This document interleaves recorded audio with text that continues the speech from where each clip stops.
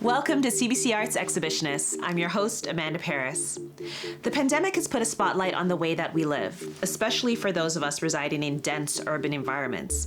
In today's episode, we consider the question, how does architecture and design in our communities need to change so that our built environments keep all of us healthy and happy? First, I chat with the legendary architect and creator of Habitat 67, Moshe Safdie. Then two designers take us on a tour of what it's like living there today. A panel of architects and experts weigh in on how our public spaces should change. And later we head to a 2-acre parking lot in Calgary that has been transformed into a pandemic-friendly public park.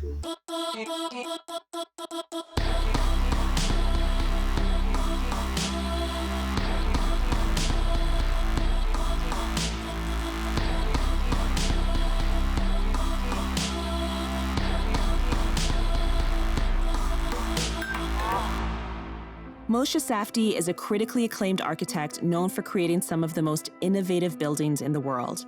But his first claim to fame lives right here in Montreal, Canada. Fresh out of McGill University, Moshe was commissioned to design Habitat 67, and it quickly became one of the world's most iconic residential buildings. 158 units, garden terraces, and tons of light. The world has never seen anything like it. Half a century later, Moshe's vision feels more relevant than ever. Thank you so much, Moshe, for joining me. I am so excited to speak with you today. A pleasure.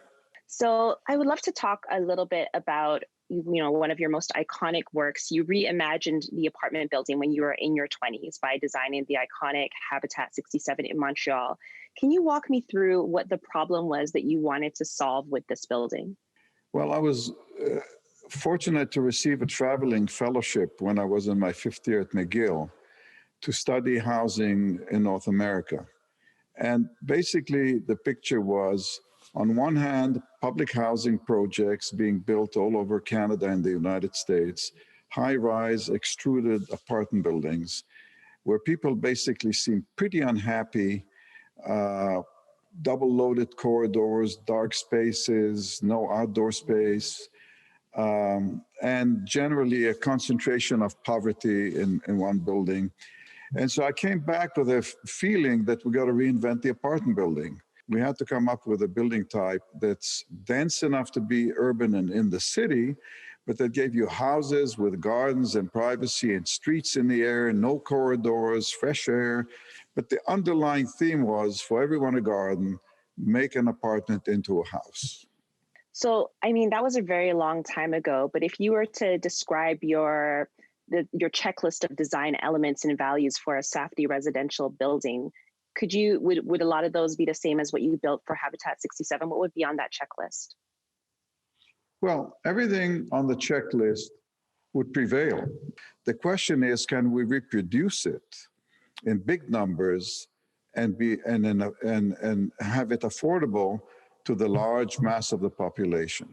And that's been a 50-year struggle, with many habitats designed after Montreal in the 70s, none of which got built because the resistance, both in terms of building codes and even the economics of building, and the general appetite for transformation of urban environment was not very high. And it's really only in the last 15 years or maybe 20 years that we're finding now that the ideas of habitat can be reproduced. We're doing it as we speak. In Singapore, we're doing it. In China, we're doing it. In Sri Lanka, we're doing it. In the United States. And it's kind of been a process of trying to achieve this transformation in the mainstream, not just as an experiment, not just as an exhibition, but as having it in the mainstream. I feel like, as the starting ground of it, I would hope that we would see more of it here, but you've described some of the barriers. Are those still in existence? Are you seeing a change in appetite here in Canada? So we're seeing a lot of high density housing being built across Canadian cities. But the appetite for radical change, for, say, providing more open spaces in those buildings, upgrading the quality of life in them, is something that we're pretty slow to react to. Maybe the pandemic will be an incentive, I'm not sure. But I would hope that the spirit of adventure that's now appearing across the oceans would come back to us in a second wave here. It's very interesting that you talk about, the density and the fact that there's so many high rises happening in the city of Toronto, because recent reports in this city have shown that COVID-19 cases have disproportionately affected lower income communities with high percentage of immigrants and people of color, and the neighborhoods they often live in are very densely populated, often with high-rise buildings. How do you think urban planning and design has, if at all, contributed to the continuation of the pandemic? Well, density by definition is not good for pandemics at any level. Density in transportation, density in housing, density in places of shopping. Indoor life is bad for pandemic as compared with outdoor life. Toronto and other Canadian cities have more and more buildings with small apartments. They're getting smaller and smaller, and the family structure is changing, a lot of single and couples and groups. These buildings, as a minimum, need communal open space, roof terraces, or some. We've built a building in Singapore which has 3 levels of bridges. Each 15 floors, you got a big park, public park, to serve the population in the building. At least it's at this escape. So we need to start considering, not only, as when I did Habitat, I was obsessed with a private garden, for everyone a garden. But at this point, we need a lot of collective open spaces, and shopping should once again be opened up more and be more connected with nature and less hermetically sealed in air-conditioned malls. So Habitat 67 is still occupied and is now a National Heritage Building. Looking back, what do you think about that 26-year-old architect who had this dream and manifested it and made it happen?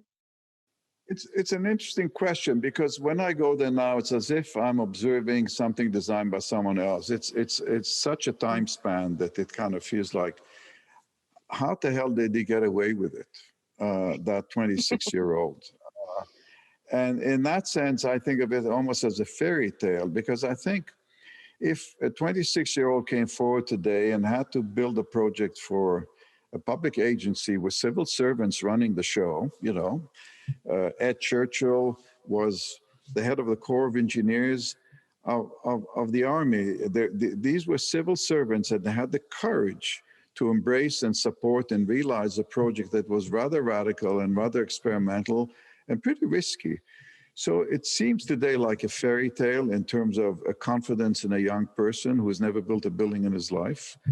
But maybe it's also a sign of hope that new ideas and young people coming forward with them will be listened to. I love that.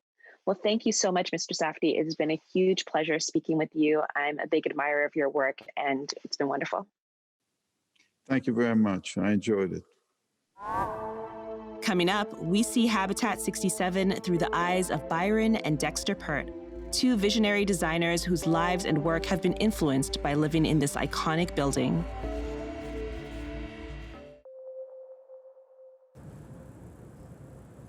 When we think about the times that we're in right now, I think design has a very powerful way of affecting change. As designers, we've always approached a very key element that if you're going to design things, they should be built to last. It's just sort of an underpinning of what our sort of design tenets are all about. It's obviously reinforced by the fact that we're living in a building that's 52 years old that surprises us every single day about all of its unique functions, but also its unique beauty. And then Goody, which is the marketplace that we launched about less than 2 years ago. The whole idea of Goody was to create a space or a destination for products that spoke to things that would last for a long time. And so to think of this building as being, in a lot of ways, the genesis of where those ideas came from, it's wildly exciting to be doing that in business now and reinforcing those ideals in our business. The best design usually solves a significant problem, and it's how are we going to deal with having this many people in cities, and us also having to always reimagine how will people cohabitate.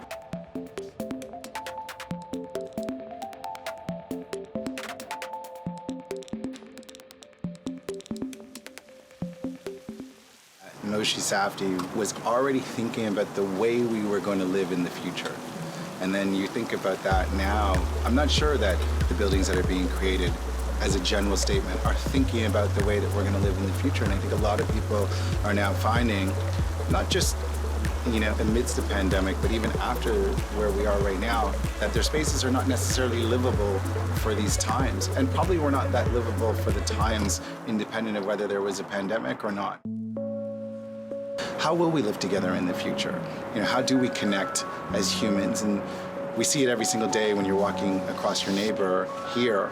But I think they're just very powerful ideas for all architects, all designers to start rethinking, where the home is more than a product as well too. That this is the way we live. And what does that mean? When you live in design, and as we have for so many years, it challenges us in our day-to-day efforts of curating other products that you would say, in 53 years, is this still going to be important? And I think that that's really a wonderful additional kind of brain muscle to be able to use, because your life experience on a day-to-day basis is continually reminding us how important design is in our lives. And that really translates into what we do in the company as well too.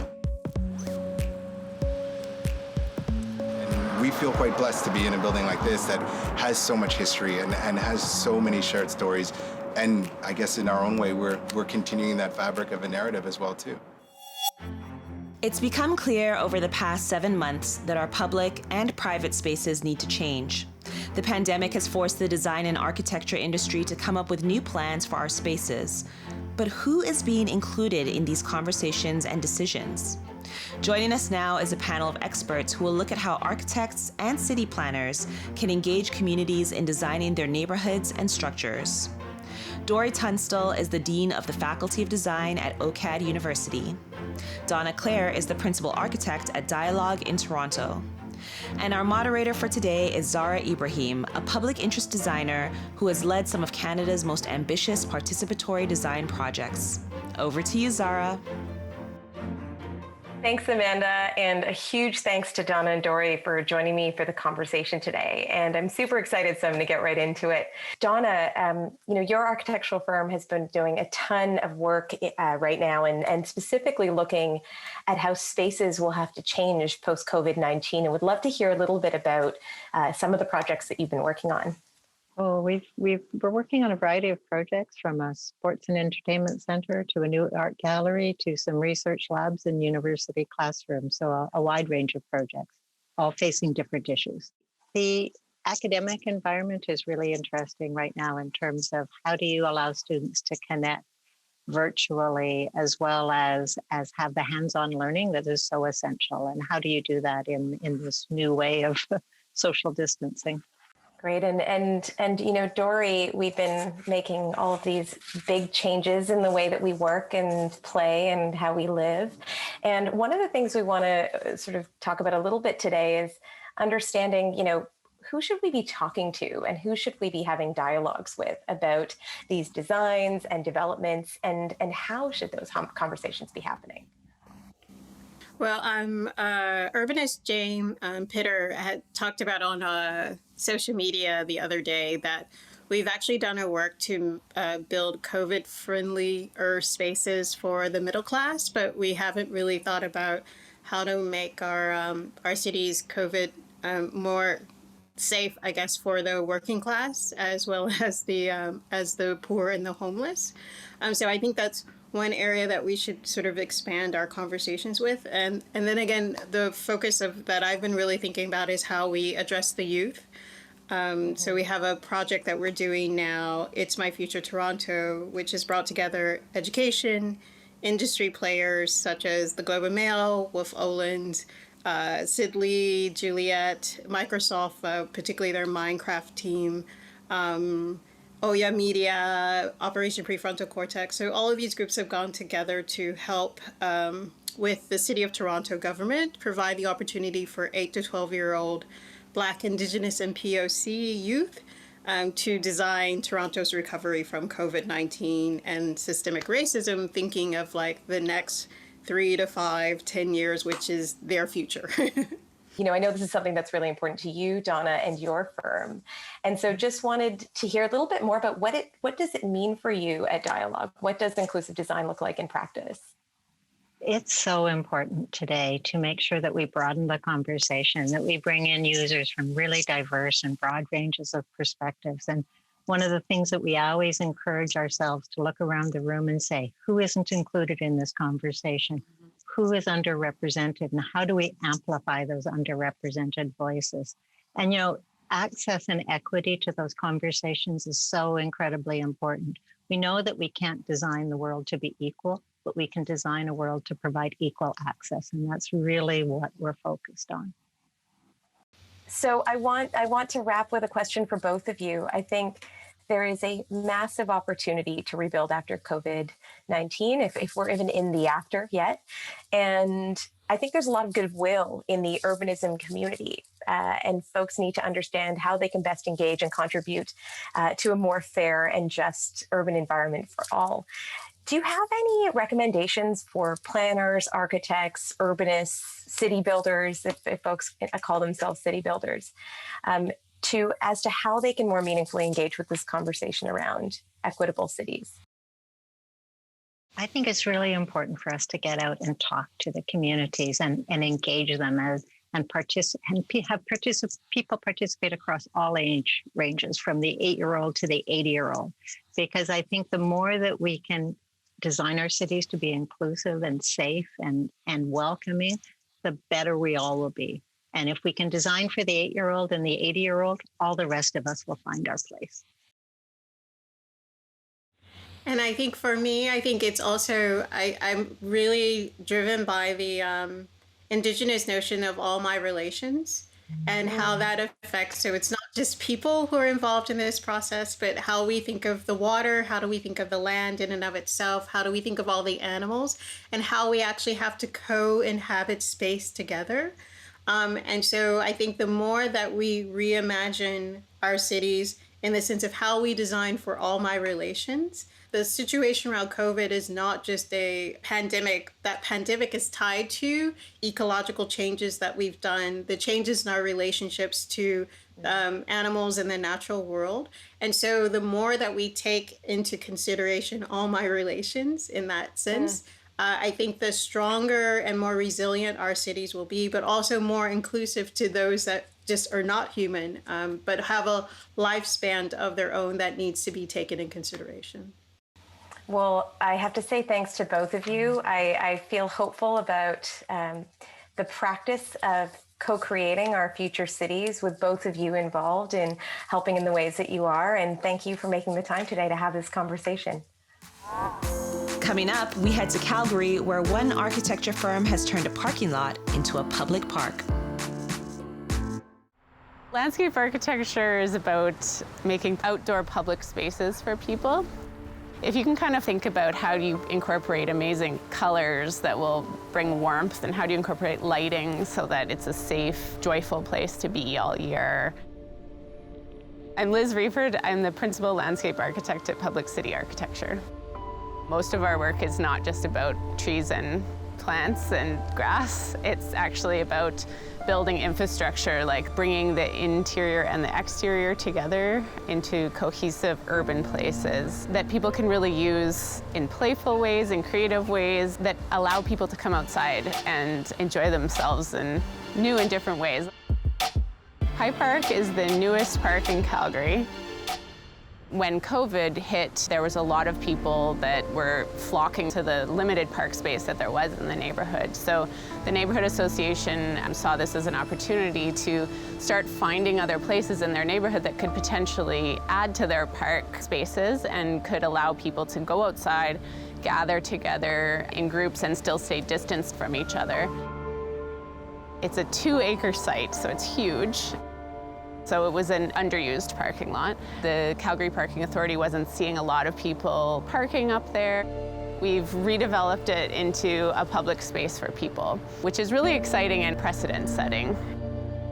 Our design process happened right at the beginning of the COVID pandemic, and it was a real challenge. How do you create a park for a time where no one can actually gather? Some of the design elements are that the boardwalk is wide enough that people can walk past each other and still remain 6 feet apart. We had originally thought picnic tables would be great to have up there, but then how do you sit at a picnic table with a group of people because you're forced to be apart? So we actually flipped the picnic tables so that 2 to 4 people can sit at the picnic tables, but they're 6 feet apart. And then there's a series of parklets along the boardwalk that allow a lot of people to come to, but maintain a lot of distance from each other. A park doesn't have to be green. It doesn't have to be full of trees. It could be something completely different. It's an outdoor space that allows people to come be outside and be together. There's so much infrastructure in our cities that are built for cars at vast expense. And what happens when we start not necessarily taking the cars away, but actually allowing everyone to be there? This is the first phase of work that's going to spark people's imagination, get them to come up to the site, see what an unconventional park space like this could really be, and give us their ideas for what the next phase of High Park could be. If you would like to learn more about architecture and design, please visit our website. There we've curated a ton of content, from videos on brutalist architecture to articles on social housing and design. You can find it all at cbc.ca/arts. Tune in next week when we'll explore how a cultural reckoning has shaken the world of Canadian dance. It's going to be a good one. Peace.